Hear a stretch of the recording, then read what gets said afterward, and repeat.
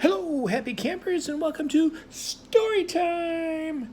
Today is part 5 of the classic Geronimo Stilton and the Wonderful Wizard of Oz, brought to you by Scholastic.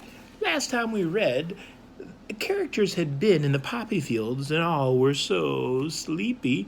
As a matter of fact, they realized the lion was still stuck in the poppy field. They didn't know what they were going to do, but then suddenly a bunch of little rabbits showed up to help rescue the lion out of the poppy field. Now we're moving on to a chapter called A Greenhouse Fit for a Mouse. When Dorothy, Toto, and the Cowardly Lion awoke, the rabbits were staring at them, curious and a little afraid. As soon as Dorothy learned what had happened, she thanked them all for their help.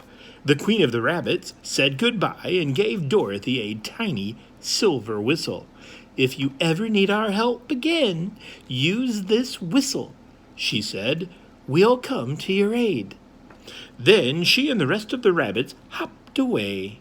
Crusty Cat Litter, I may be big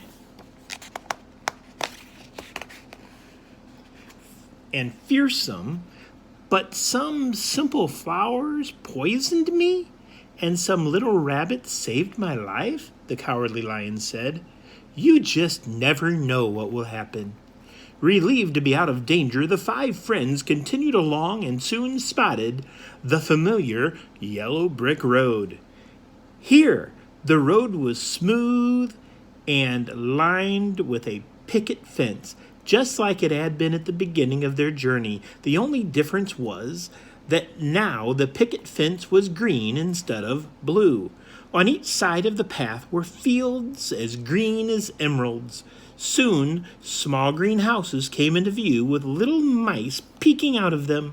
The mice looked a bit like the Munchkins, but they wore emerald green clothes and pointy hats, and for some reason, they didn't seem to be very friendly. Summoning their courage, the 5 friends walked up to one of the houses. Dorothy knocked on the front door. Knock, knock. A rodent cracked the door open and eyed them suspiciously. "What do you want?" she asked. Dorothy noticed right away that the rodent was peering at the lion. She rushed to reassure the mouse. "Oh, don't be afraid. My friend would never hurt anyone." The mouse paused for a moment, then asked, "Where are you headed?" "Well, to the Emerald City," replied Dorothy. "We're going to see the great Wizard of Oz." The rodent raised an eyebrow. "No one has ever seen the great Oz." Dorothy and her friends looked at one another in dismay. "But how can that be?" the Scarecrow asked. "He always stays in the palace throne room," the mouse explained. "Even his employees have never seen his true face. He's so powerful that he can take on any appearance he wishes. To some, he may appear as an elephant. To others, a tiger, a fairy, or an elf. I assure you, there's no one in the world who can say for sure what the Wizard of Oz looks like." Dorothy sighed. "But we need his help. We've traveled so far." "What is it you need?" the rodent asked, curious. "I must get back home to Kansas."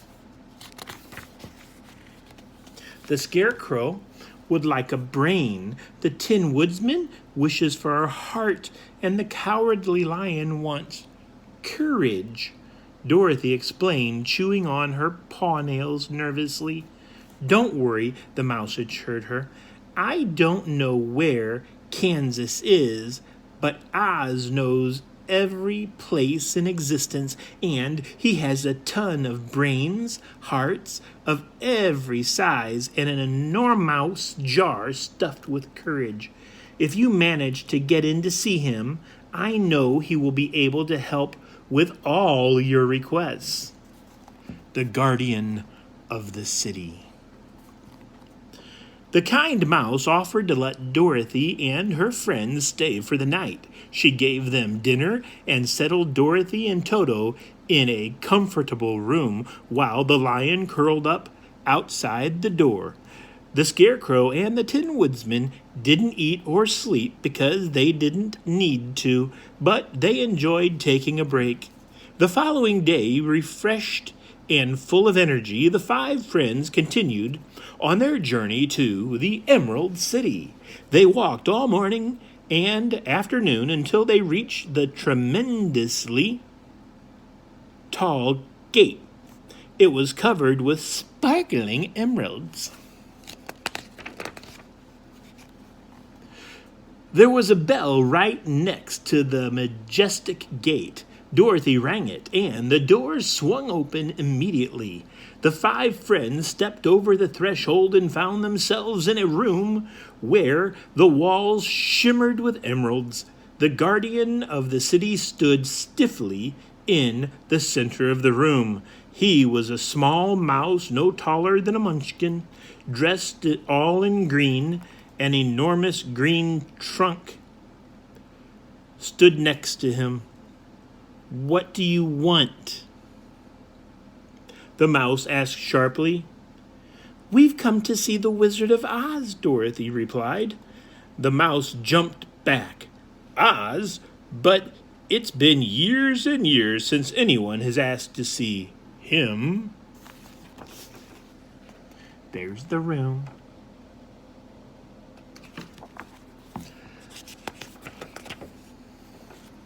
Dorothy wasn't about to give up. "Please, sir, let us pass. It's very important."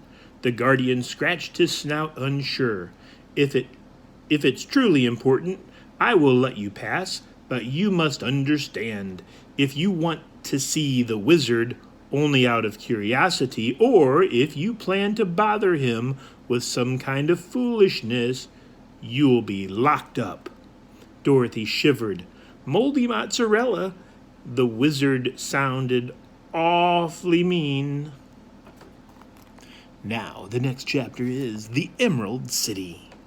The guardian of the Emerald City studied Dorothy and her friends carefully.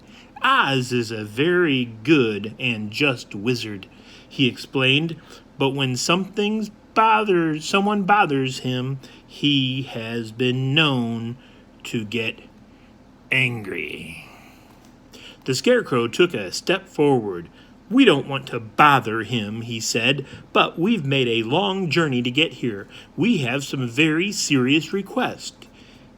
"In that case," the guardian squeaked with a smile, "come here and put on these glasses." He opened the green trunk. It was full of glasses of every shape and size. All of them had green lenses. The five friends quickly approached the trunk. "Why do we need to wear glasses?" Dorothy asked, confused. "I can see just fine." "Oh, everyone must put on glasses before they enter the Emerald City," the guardian explained. "Otherwise, its shiny splendor will blind you. Even the rodents who live in the city wear them day and night." Dorothy and her friends each picked out a pair of glasses. Even Toto found a tiny pair.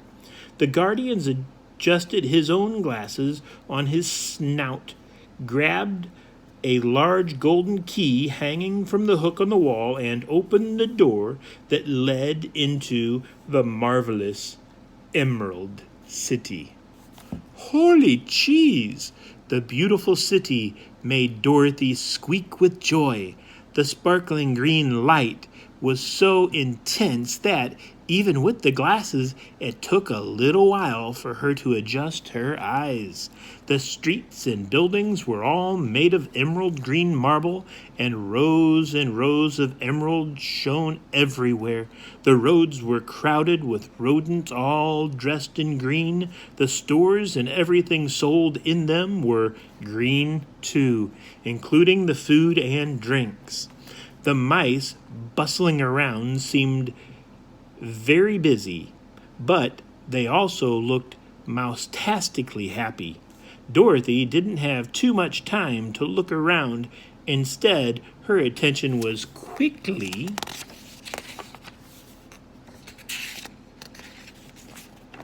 That's the Emerald City. They're traveling. Hi-ho, hi-ho. It's to the Emerald City we go.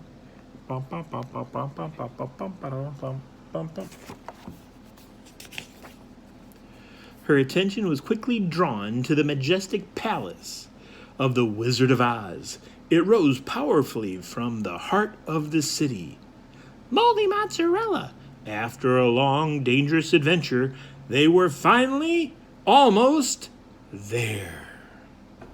And tomorrow we get to go inside Oz's